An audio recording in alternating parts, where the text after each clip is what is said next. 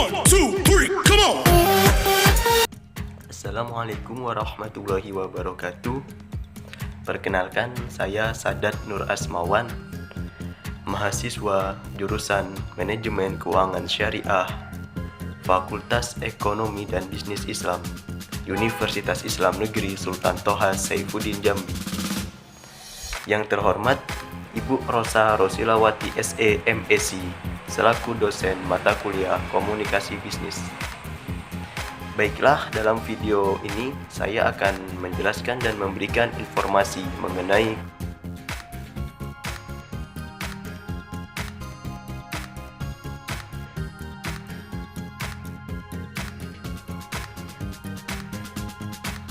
mungkin dari teman-teman sudah banyak yang mengetahui apa itu komunikasi. Sebagian dari kawan-kawan beranggapan bahwa komunikasi itu berbicara, berinteraksi antara satu orang dengan orang lainnya.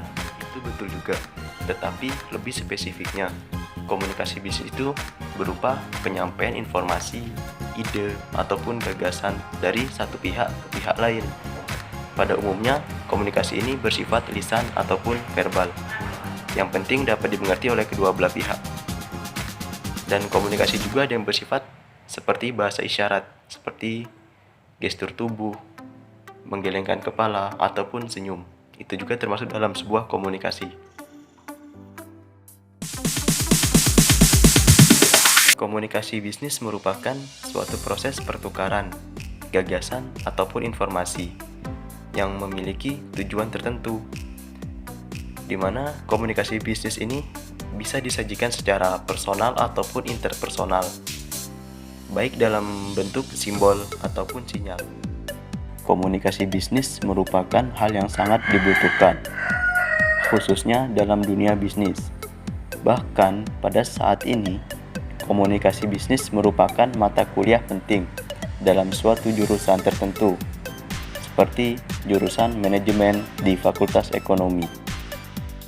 Dalam berkomunikasi dengan orang lain, kesalahpahaman itu seringkali terjadi. Bahkan terjadinya diskomunikasi itu dapat menyebabkan permasalahan yang fatal. Nah, selanjutnya, betapa pentingnya sih komunikasi bisnis itu? Komunikasi bisnis sangat penting untuk kesalahpahaman dapat kita hindari dengan cara memberikan informasi yang jelas dan tepat. Dan hendaknya juga bagi penerima informasi harus bertanya lagi secara rinci dan jelas mengenai informasi yang diberikan, supaya dapat terhindar dari kesalahpahaman.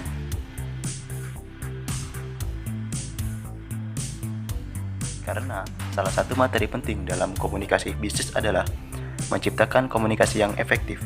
Nah, apa sih komunikasi yang efektif itu? Komunikasi efektif adalah proses bagaimana supaya pesan atau informasi yang diberikan oleh komunikan dapat diterima oleh komunikator, supaya dapat memberikan efek yang jelas dan sesuai dengan tujuan yang diinginkan oleh seorang komunikan. Komunikasi sangat penting untuk dalam sebuah tim kerja. Komunikasi sangat dipentingkan dalam membangun sebuah kelompok ataupun organisasi. Ketika komunikasi yang dilakukan antar anggota kelompok bersifat efektif, maka akan menghasilkan kinerja tim yang baik, lebih tepat dan lebih cepat dalam mencapai tujuan. 3. Komunikasi sangat penting untuk komunikasi dalam hal ini, yaitu komunikasi yang dilakukan antara customer service dengan seorang konsumen. Misalkan seorang konsumen dalam kebingungan ingin membeli laptop Acer atau Asus, dan hendaknya seorang pramuniaga toko tadi menjelaskan secara rinci mengenai spesifikasi kedua laptop tersebut, dan juga pramuniaga toko tadi harus memberikan rekomendasi kepada konsumen tadi mana yang cocok untuk ia beli. Tetapi dengan catatan, pramuniaga toko tadi tidak boleh menjatuhkan reputasi kedua merek tersebut, apalagi menjatuhkan reputasi konsumen dengan daya beli yang dimilikinya. Dengan berhadapan dengan customer inilah kemampuan komunikasi bisnis seseorang diuji. Apabila pelanggan puas dengan pelayanan yang diberikan, maka pelanggan tersebut akan menilai bahwa pelayanan di toko tersebut sangat baik, dan bisa jadi pelanggan tersebut akan merekomendasikannya toko tersebut kepada teman-teman sekitarnya. Terakhir, yaitu yang keempat, komunikasi sangat penting untuk... Yuk, mari kita lihat videonya. Nih, surat cinta. Buat dia. Galau PHP. Ya, apakah kalian pernah merasakan hal seperti video tadi? Kesalahpahaman seperti itu tidak mustahil dapat terjadi. Dan kejadian seperti itu juga dapat membuat keadaan menjadi tidak nyaman. Seandainya perempuan tadi memberitahu sejak awal untuk meminta tolong memberikan surat itu kepada pria di sebelahnya, maka tidak akan terjadi kesalahpahaman seperti tadi.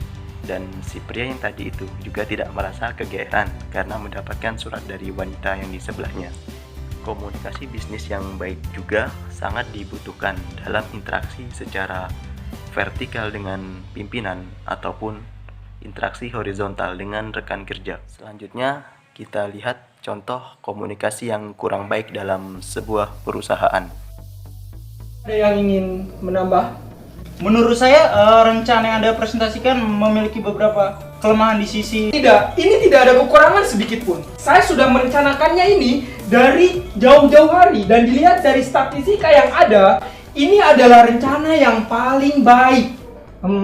Mungkin akan lebih baik jika Anda memperhatikan hal-hal yang ada di dalam proyek Anda. Tidak. Ini sudah sangat sempurna. Tidak ada kekurangan sama sekali di sini. Di rencana ini tidak. Dari materi yang sudah saya jelaskan tadi, bahwasanya dapat kita ambil kesimpulan bahwa komunikasi itu tidak hanya selalu tentang memberikan informasi, melainkan komunikasi juga bisa saling memberikan kita untuk saling memahami dan berkontribusi. Dan komunikasi juga tidak hanya bersifat satu arah, melainkan juga dapat bersifat dua arah, sehingga akan menghasilkan feedback. Akan tercipta komunikasi dan kesepakatan yang baik untuk kedua belah pihak. Demikianlah materi yang dapat saya sampaikan mengenai komunikasi bisnis ini. Dan sebenarnya masih banyak materi lainnya yang berkaitan dengan komunikasi bisnis yang harus kita pelajari. Dan semoga dengan materi yang sudah saya sampaikan tadi dapat memberikan kita pengetahuan serta menambah wawasan kita mengenai betapa pentingnya sebuah komunikasi, apalagi komunikasi dalam dunia bisnis. Sekian, wassalamualaikum warahmatullahi wabarakatuh.